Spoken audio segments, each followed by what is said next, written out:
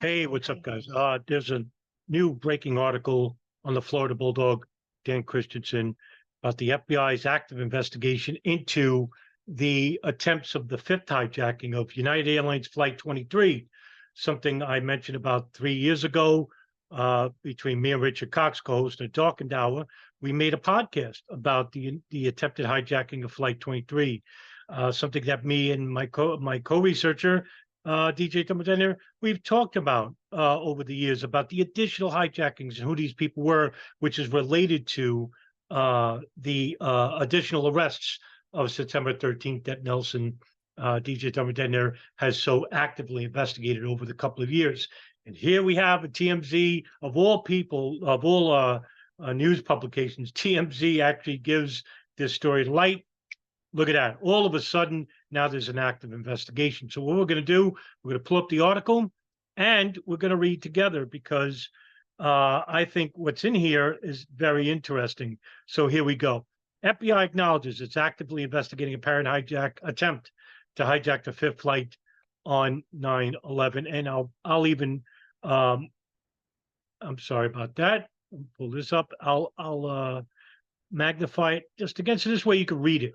Right. So nearly 22 years after al-Qaeda terrorists hijacked and crashed 4 U.S. passenger jets in the worst attacks on American soil since Pearl Harbor, the FBI has disclosed that it is actively investigating an apparent attempt to hijack a fifth plane on 9/11. According to the TMZ documentary, the FBI shut down this case.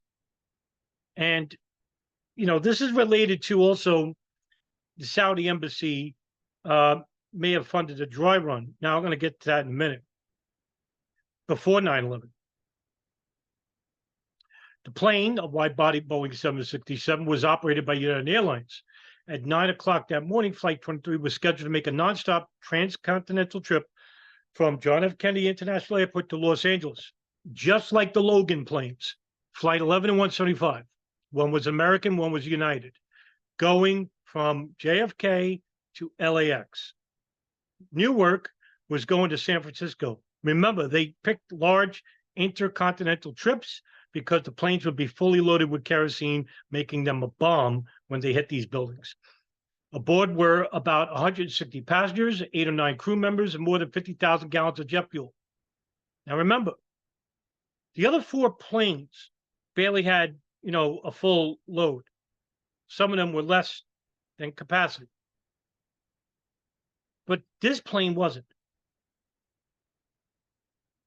Because these people were not part of the 19, well, it could have been a little bit more or less, but these people obviously didn't train with Muhammad Atta and the others, because we have no information relating to who these people were. Atta and Marwan al-Shehhi, they actually went to airports like Atlanta and surveilled the security apparatuses. This is from the FBI own information about interviewing airline employees and security personnel. And there's over 1,200 memorandums for the records on the National Archives, which you can read, and I'm uploading, a lot of them on my WordPress. They're invaluable. And just imagine the interviews that they have classified. So obviously, this is a full load almost. 160 people would have made, if this plane would have been hijacked, it would have made this plane the most populated plane out of all. Something to think about. Remember, the Hamburg cell, they scoured the security measures of the airlines. They knew that the planes were going to be less than half full. That means they studied the days in which most people fly, which month. They did their homework. Not these people, but they knew how to get away. Flight 23 in 2001 is not mentioned in the final report of the 9/11 Commission, even though Commission records staff showed that they were well aware of it. Now, remember also the Joint House Inquiry co-chair Bob Graham even admits that they were aware about the attempted additional hijackings. Even the Joint Inquiry knew. The alleged 20th hijacker, Zacharias Moussaoui, acted as his own defense. Now, remember, he's not tortured. He doesn't have to admit to nothing, but he admits that he was selected with the initial phase, but then got relegated to the second wave of attacks.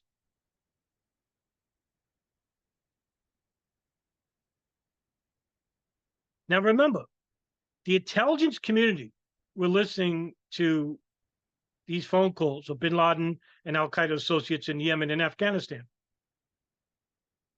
If this operation was known to them, now remember, Khalid Sheikh Mohammed told bin Laden, take this with a grain of salt, that there were going to be 10 planes because that is from the Bojinka plot.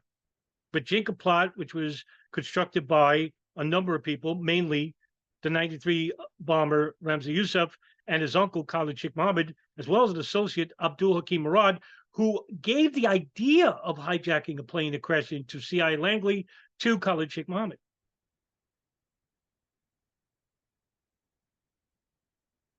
Who's to say that the intelligence services heard about the 10 planes theory and decided to have these operatives on these planes outside the Hamburg cell? But who are these people? Well, they all got deported on September 13th, just like the Israelis. The intelligence apparatuses, Saudi and Israeli intelligence, they all got deported too, just like these suspects in the additional hijackings. Okay, Florida Bulldog reported that little-known story of Flight 23 last September, which included information provided by pilot Tom Manello, that he and other crew members were interviewed by the FBI the next day, September 12th. The Bulldog filed a Freedom of Information request for FBI records about Flight 23. I did that about 4 or 5 years ago, but I'm a civilian, so I didn't get it. The FBI recently responded by acknowledging that it has records about Flight 23, but they are exempt from public disclosure. Well, that's what I was told by the National Archives, because I'm not law enforcement.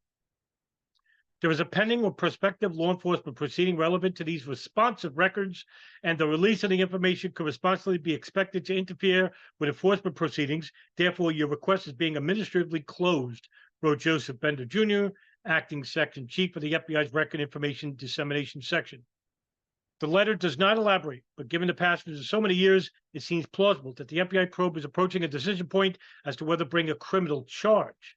Well, against who? They deported these people through INS. They were detained on September 13th, September 14th in New York, 2 flights, 2 airports, LaGuardia and JFK. Over 50 people were arrested. Police went on these planes, detained these people forcibly. Some of them, one was dressed as a pilot, and he's related to the bin Laden family. I'm not making this up. And allegedly, thanks to DJ Thermal Detonator, the people on 23 were going to hijack or attempted to other planes on September 13th. He wrote an article about it. It is well known that the 19 al-Qaeda jihadists, including 15 citizens of Saudi Arabia, engaged in 4 coordinated hijackings on 9/11. 2 jetliners crashed into Twin Towers, World Trade Center, another rammed the Pentagon. The 4th drove it to a field near Shanksville as passengers fought to gain control. Those hijacked flights originated all out of airports in Boston, Newark, New Jersey, and suburban Washington, D.C. That's Dulles.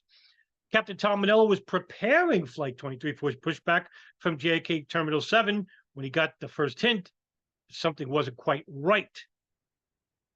The guy doing the pushback asked me if I'd heard anything about a fire at the World Trade Center. I said, no, I thought nothing more of it. Tom Manello to a Florida Bulldog last year. Cleared to taxi to a runway, Manello and his co-pilot Carol Timmons got in line with about 10 other planes that were lined up. Nobody was taken off. A report soon arrived that a plane had crashed at the World Trade Center. Manello charged it off to somebody in a Cessna doing something stupid. In fact, at 8:46 a.m., Mohammed Atta rammed Flight 11 into the North Tower. 17 minutes later, al-Shahid flew 175 into the face of the South Tower. Both aircrafts were 767s like Flight 23. At 9:20 a.m., United's Aircraft Communications and Response System sent out a warning. This is called an ACARS message. It's sent to the cockpit. Beware, any cockpit intrusion. 2 aircraft in New York hit Trade Center buildings. Manello and Timmons, who a decade later became the first woman general in Delaware Air National Guard, reacted immediately Manello grabbed the plane's crash axe. Timmons wedged the suitcases between a metal bulkhead and the cockpit door. Smart. Then Manello heard the strangest radio call I've ever heard in my life. New York ground controllers in the tower said, "Ladies and gentlemen, the airport is now officially closed. We've been ordered to evacuate this facility. You are on your own." That broadcast came from the CEO of United Airlines, Gerald Arpey, who was the first person to order a stand down of aircraft, which is unprecedented in history. And then later, shortly, just after that, Norman Mineta ordered the national stand down of all planes, or grounding of all planes. So Gerald Arpey is actually a hero. Tom Manello notified via intercom the flight attendants, told them not to try and enter the cockpit. One flight attendant quickly replied, "We've got these 4 weird young Arab guys sitting in first class. It's unusual." As Manello taxied back to the gate, he took a route with a view of Manhattan. He and Timmons could see thick black smoke pouring out of the World Trade Center. Parked at the gate, Manello and Timmons, who died in August of 2020, shut down the engines as passengers, including the 4 Arabs deplaned. When they were ready to leave, Manello looked through the cockpit door's peephole and saw a mechanic waiting. He says, "You got to clear out. I'm ordered to lock up the airplane," Manello said. FBI notified about Flight 23. Manello, now retired, went to the chief pilot's office and described what had happened with the Arabs. The chief pilot called the FBI. Agents questioned the crew at length the following day. An agent told Manello that there were actually 7 Arabs or Muslims who might have been Saudis on the plane. 7. There were a couple with a 2 or 3-year-old baby. We're looking for the other 4 gentlemen, the agent said. Now, according to the TMZ documentary, or the film,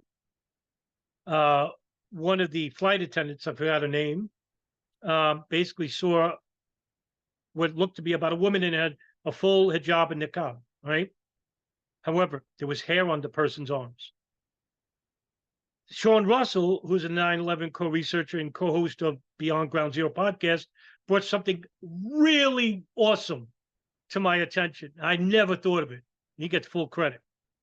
Is that Muhammad Atta wrote a last will and testament. In the last will and testament, it says to shave your body hair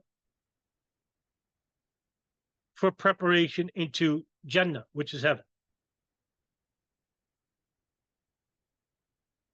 Now, all the hijackers shaved themselves, their beards, their body hair, in preparation because they knew they were going to die. Well, there's hair on this guy's arms. Why wouldn't they shave their arms if they're part of Atta's operation? Who are these people? That's the question we need to ask, because if they're separate from Atta, holy cow, do we have a case? Who are they? Who sent them? And it's a question. I mean, there's so many anomalies with 9/11, but yet nobody talks about these issues because they rather believe the sensational.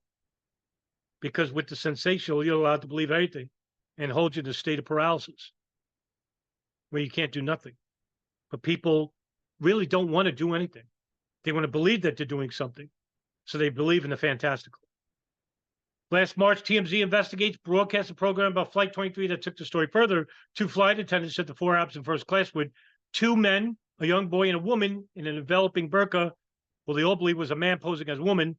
The men were impatient to take off. One flight attendant noted that a man in business class wearing a T-shirt and sweating profusely, even though the plane was fully cooled.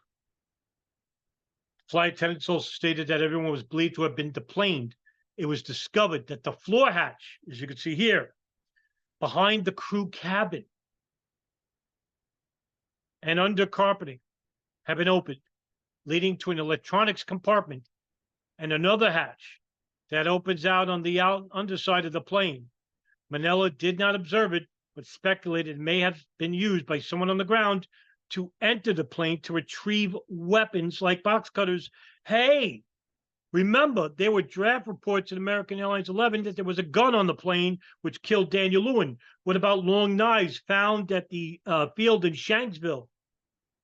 What about the long knives that were reported on Flight 77? There was a gun reported on 77. How would they get them on these planes? This is right behind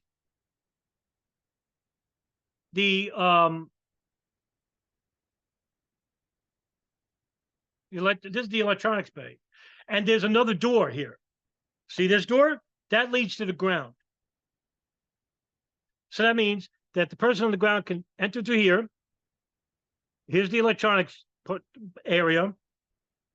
Come up here into the cabin and into the plane. And this is how you get additional hijackers on a plane, or maybe getting off. Yet another flight attendant that day who was not on the program recently contacted Florida Bulldog. She agreed that 4 Arabs in first class with 2 men, a boy, and a person in a burqa that she believed was a man posing as a woman. She said she took their tickets, saw the passports, but could not recall the country. Flight attendant said that after the plane returned to the gate and people began deplaning, she watched a passenger agent come on board and say, "We don't know if there are bombs on board. We're going to move these airplanes away from the gate so it doesn't affect the terminal. The mechanic is going to come on board and drive the airplane away from the gate." I heard all that. The woman who asked not to be named said she and her colleagues searched the plane to make sure everyone was off, that no packages were left behind. She said the mechanic had entered the cockpit, and she saw the last crew member to step off the plane when she decided to go back to grab a bottle of water. The 4 Arab passengers in first class were gone. All passengers were gone. All crew members were gone. There was a mechanic in the cockpit, and I stepped on alone, the flight attendant said. And at that moment, 2 men came out of hiding. They were on board our airplane in the back galley. They looked at me dead in the eye and turned their backs to me. Everything in me said run. I grabbed a bottle of water and I got off that airplane. Who were those 2 men? Those the 2 hijackers? FBI? Who are they? The flight attendant says she doesn't know how the 2 men came to be there. She doesn't think they were United Kitchen workers or mechanics. I will tell you now, I'm convinced they were hiding in a meal cart. Or they were in this area.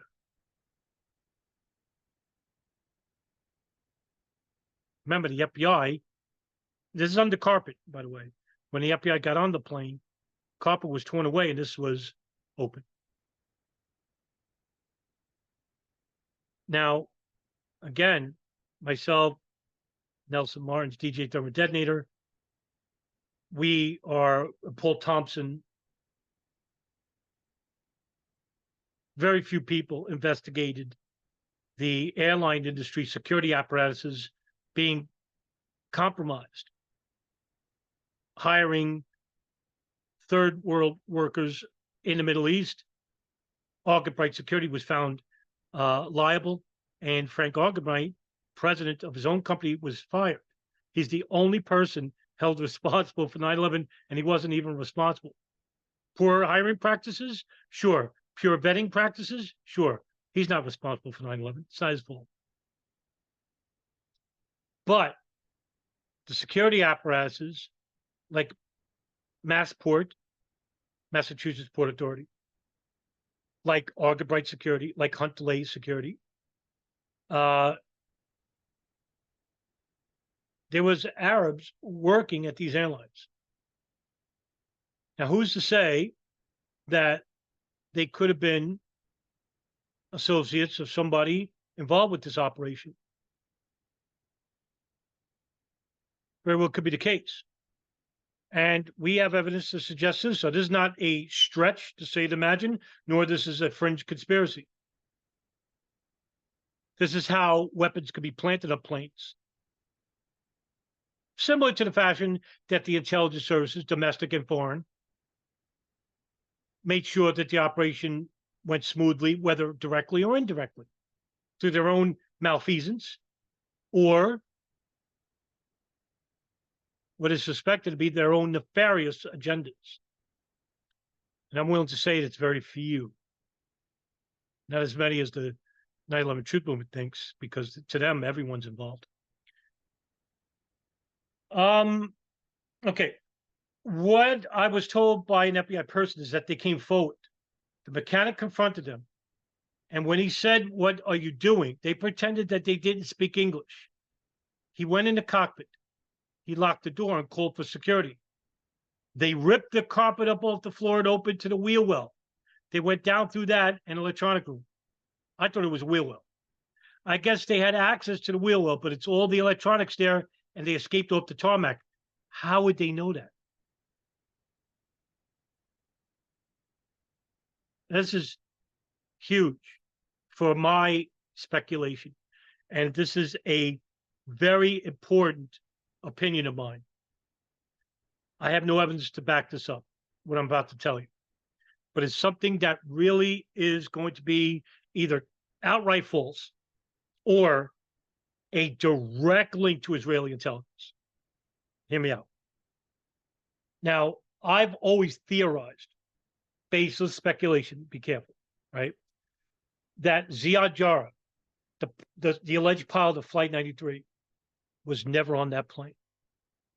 I think he's the only part of the Hamburg cell not on that plane. Atta, I don't know.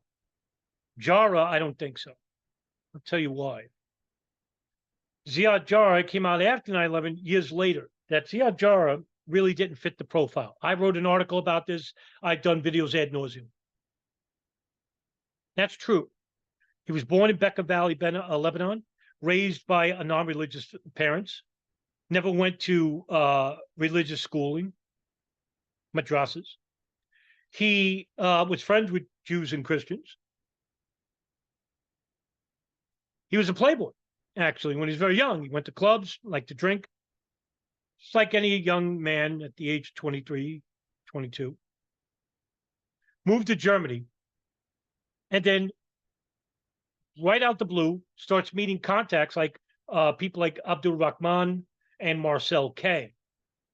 Hussein. Look that name up.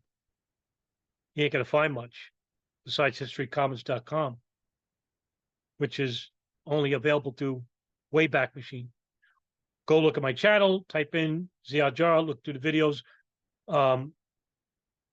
or I'll link. No, well, you go to my Medium channel. I'll post it about Ziad Jarrah's family. Okay, look up what Ziad Jarrah was linked with. Now, he goes to Germany and he goes to the most radical Salafist mosque in Hamburg called Al-Quds. Out of the blue. No history whatsoever of radical fundamentalism. Neither his family. Nobody gets situated with people like Ramzi bin al-Shib, Muhammad Atta, Marwan al-Shehi, Saeed Bahaji, Munir al-Montasek. And then later on, bigger contacts who groom them, like Mohammed Haydar Zamar, Marmoon Darkanzali, gun runners from Syria, Al-Qaeda contacts in Afghanistan, recruiters with nefarious backgrounds. Look up those people. And then these young men, all of a sudden, go to Afghanistan in 2000. And unlike La Cosa Nostra, where it takes years to meet the top people, and you don't never meet the boss unless you're a consigliere or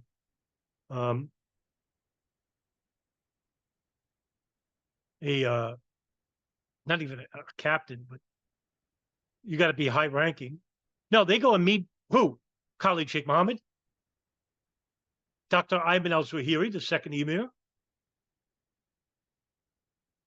Khalid Sheikh Mohammed. I'm sorry, I said him. Mohammed Attab, the military commander of Al-Qaeda, and Osama bin Laden himself, the top leading emirs and leaders of Al-Qaeda in the religious and which is the Shura committee and the military committee. No, going through, they supposedly went through 2 weeks of security detail. But Ziad Jarrah was with them, so they couldn't see Ziad Jarrah's family background. Now, what I'm insinuating is this. Years later, after 9/11, Ziad Jarrah's family came under harsh suspicion, came with an arrest. I think this was 2011, of an uncle, or is it a cousin? I always get this mixed up. It's an uncle or a cousin. I think it's a cousin. Ali al-Jarrah. Doesn't ring a bell? Ali al-Jarrah was a school teacher in Lebanon and a Hezbollah operative. But what nobody knew at the time was that he was Mossad, a spy for Israeli intelligence. He wasn't Mossad, but he was a spy for Israel for 25 years. Not 5 years, not 15, 25. And what got him caught was that he suspected of giving information to the CIA and Israeli intelligence about the whereabouts of the second commander of Hezbollah, Imad Mughniya, who has a long history with Hezbollah, including hijackings, right? And he was killed by a drone, which was ordered by Israeli and CIA. And that got him in trouble, and he was arrested. Now, he has a brother. No, he doesn't stop there. He has a brother, Joseph al-Jarrah, who helped Ali al-Jarrah for 10 of those years to Israel. Doesn't stop there. He has a cousin, Assam al-Jarrah, who was not only a Abu Nidal operative, but he's also a spy for Libya, Germany, the BFE, the LFE, Israel. See where I'm going with this? I'm not saying Ziad Jarrah is an Israeli spy, but if you're telling me that Al-Qaeda couldn't find this information or his family background, that means this security apparatus really sucks. And that Ziad Jarrah compromised this operation. Now, we're to speculate, like I'm doing now, that Ziad Jarrah is an Israeli spy mold that the CIA always wanted, because Kofar Black, the director of counterterrorism since in 1999, he was shocked that the CIA had no contacts inside Al Qaeda, and he was rectifying that. So he wrote a plan called the Plan, right, 1999, because George Tenet told him he wants to rectify. Give me an outline about how we could do this. So Kofar Black and the CIA tried to build contacts with the Northern Alliance under Ahmed Shah Massoud to get close to Al Qaeda. But these people from Al Qaeda, they don't take, they're not prisoners. They kill themselves. So Northern Alliance was like, every time we capture these people, they kill themselves. So the CIA was trying to build that. Now, CIA doesn't have Arab linguists. So who has Arab linguists? Saudi GID, Pakistan ISI, Egypt SSI, right? Arab countries. You know who else? Israel, through the I always forget that covert agency where they look like Arabs, dress like Arabs, and speak the language. It always kills me. I always forget this name, but they're a covert agency.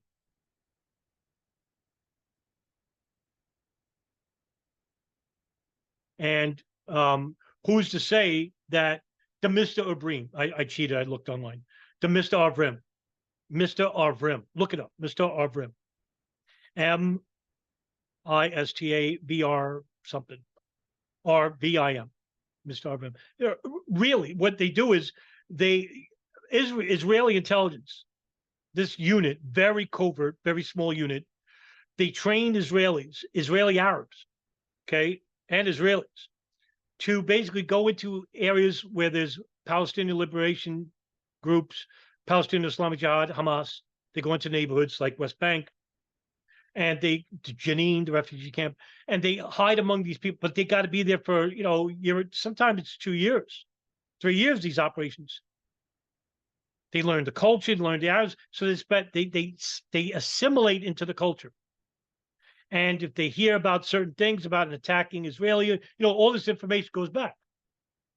Now, they'll even hire Arabs who want, don't want to go through the racially segregated checkpoints or medicine for a sick family member, and they'll act as spies.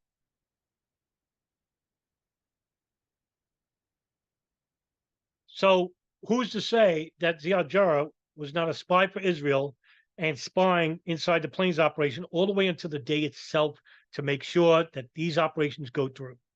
That's my speculation. But what did the FBI make of all this? And why is it actively investigating the matter more than 2 decades later? The Bureau isn't saying. We know, however, that the Chicago-based dispatcher in control of all United coast-to-coast flights on 9/11, a total of 16 jetliners, including ill-fated flights of 175 and 93 when crashed in Pennsylvania as passengers flew with the hijackers, told 9/11 Commission staff about Flight 23 during an interview on April 24, 2004. According to a 10-page memorandum for the record, Ed Bollinger stated that he'd been told by United personnel that the Muslims, Flight 23, never claimed their baggage, and in their baggage was significant information of an incriminating nature. The memorandum goes on to say that Bollinger, who issued the beware any cockpit intrusion warning, believes that communications may have prevented the hijacking of Flight 23. Bollinger repeated his story in an interview with Florida Bulldog. There was evidence that more plane attacks were planned. For example, in the immediate aftermath of 9/11, Justice Department officials told reporters that agents conducted security sweeps that found box cutters, knives, like those carried by the 9/11 hijackers, on 2 Delta passenger flights scheduled to fly that day. At that time, it was not known how box cutters got there, and the matter quickly faded away. This is how I met DJ Thumber Detonator. We were talking about Bojinka plot and the additional hijackings on planes and Facebook, I think in 2015. And we were both shocked that we knew about this. I learned it from Paul Thompson, Terror Timeline. And I read a CNN article that talked about the additional weapons found on additional flights. What? I never knew that, right? December 24, 2001, FBI report made public in March of 2022 said a box cutter was found under the seat of an American Airlines plane that flew from San Diego JFK as Flight 160 and back again on September 10th. September 10th. The jetliner was scheduled to fly to JFK at 9/11, but never left San Diego because of the shutdown of the nation's airports. FBI agents later determined that the seat of Flight 160 was occupied by, name redacted, one of the 13 Saudi Arabian pilots previously reported on by San Diego FBI. Bingo! Now, this is a connection to a story I'm going to read after this, right? Okay. At the time of the report, agents had not yet identified the occupant of the seat on the return flight on September 10th. What else has happened on September 10th? Now, thanks to reporters Susan and Joe Trento, Unsafe at Any Altitude, they wrote a book where it is reported by, and something that was investigated by DJ Thumber Detonator, is that they, two of the 9/11 hijackers were at Dulles on September 10th, going through security with 4 other people, 3 of them dressed as ramp workers for American Airlines, 3 others dressed as regular civilian clothing. But the ramp worker clothing were filthy, looked like they were taken out of a locker or a laundry bag. And the security guard who was guarding the tarmac door leading to the plane, his name is Eric Gill.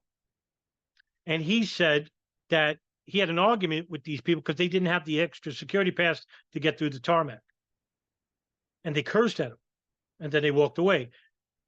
Next day was 9/11. Days later, he saw the pictures of the hijackers and identified 2 of them as the 2 people he argued with on September 10th. Who's to say that they weren't going to try to put planes on the weapons of Flight 77?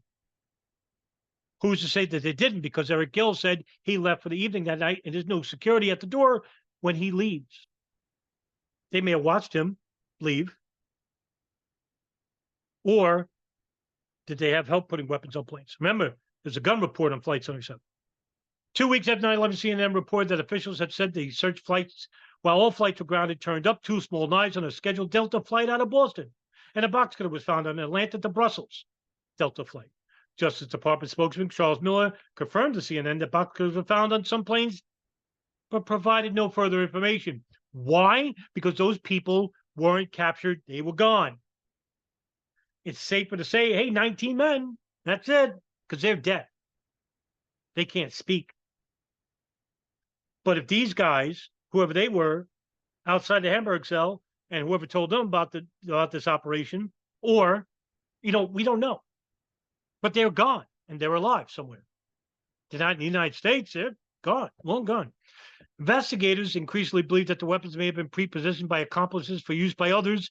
As one U.S. official told Time magazine, they look like inside jobs, CNN reported. This is not a fringe conspiracy. The media is reporting this. See, the media is not covering up everything. They actually, the cover-up happens much later when they don't report something. But in the times of what's happening at the time being, this is why it's so important to watch the news on September 12th, 13th, 14th, all the way like September 17th, even a week after the attacks, because like what DJ Domodet here has been doing, which everybody should be doing, is look at those reports. They're telling you, hey, look, inside job. It's in the 9/11 truth book. It says, oh, they're covering up. No, afterwards, maybe later, yeah, with the help of the intelligence services of the government, but not on the day itself or the days afterwards. They're telling you the truth because they're getting their information vice versa before the cover-up begins. You'll notice that with every human event in history. JFK, RFK, Martin Luther King, 1993, World Trade Center bomb. Flight 23 contains a twist in the box cutter's angle. According to Tom Manello, United personnel reported finding box cutters stashed on the United jet at JFK while all the nation's planes were grounded. He got a call from the chief pilot of one of the flight manufacturers who asked the tail number of the plane he'd been on. Authorities wanted to know if it was Manello's plane. Flight 23's tail number ended in 6002. It was parked near another plane with the number 6001. They found the box cutters on 6001, Manello said, who wondered whether they were placed there on the wrong plane by mistake. That's the end of the article. Wow. Well, okay. Now, whoever these people are, were they put there by domestic intelligence or foreign intelligence? I couldn't tell you. It's so wide open. But let me read you an article. This is an article dated, I think, 2017. Saudi embassy may have funded 9/11 driver on report. Now, I've known about this a long time. Now, if we scroll down, I'm not going to read the whole thing, but if we scroll down, I will read you. Where should I read from?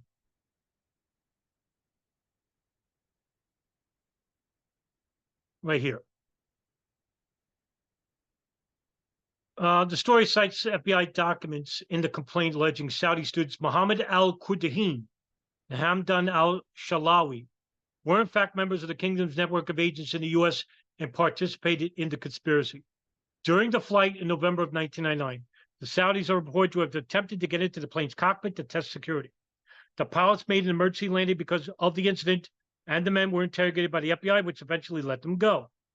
The FBI confirmed the men's airline tickets were paid for by the Saudi embassy in Washington. Now, Qudahin, this guy, Mohammed al-Qudahin, actually went to the cockpit door, tried to get in. And then when the flight attendant said, no, sir, that's the cockpit, he said, oh, I wanted to use the bathroom. Back of the plane. He did it a second time. Now the flight attendant's really worried. Now they're asking her too, how do you cut off the oxygen and stuff like that? Asking real questions. Well, that's how they got the attention of the FBI. Now, why am I showing you this? Because this, I think, is important. Because this shows you a deep-rooted connection of foreign intelligence involvement with the pre-dry runs of 9/11 and how other people may have been involved in this operation, right? So this is an FBI document from the 9/11 Commission report. And these are all suspects, Saudi suspects, in the Pent Bomb investigation and later the Operation Encore files. And this is a 9/11 staffers commission box. I think it was team 6 or 7. As you can see, work plan issues, right? 12, Mohammed al-Qudahin and Hamdan al-Shalawi. Al-Qudahin and al-Shalawi were both Saudi students living in the Phoenix area. Quddahin was receiving funding from the Saudi government during his time in Phoenix. Quddahin and al-Shalawi were involved in a 1999 incident aboard American West flight that the FBI's Phoenix office now believes may have been a dry run for September 11 attacks. Al-Quddahin and al-Shalawi were traveling to Washington, D.C. to attend a party at the Saudi embassy. The Saudi embassy paid for their airfare.